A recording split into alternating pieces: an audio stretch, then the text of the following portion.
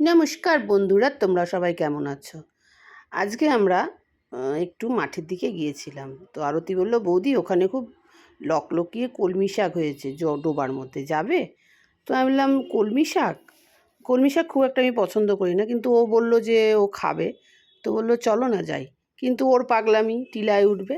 তো চলো বন্ধুরা, দেখিও কীরকম কলমি শাক হয়েছে। দেখছো কত কলমি শাক, দেখো সবাই আনন্দে নাচছে। কি বলো তো, এই এত কাজের ফাঁকে এই যে মাঝে মাঝে এই যে হাসি আনন্দ করি, খুব ভালো লাগে।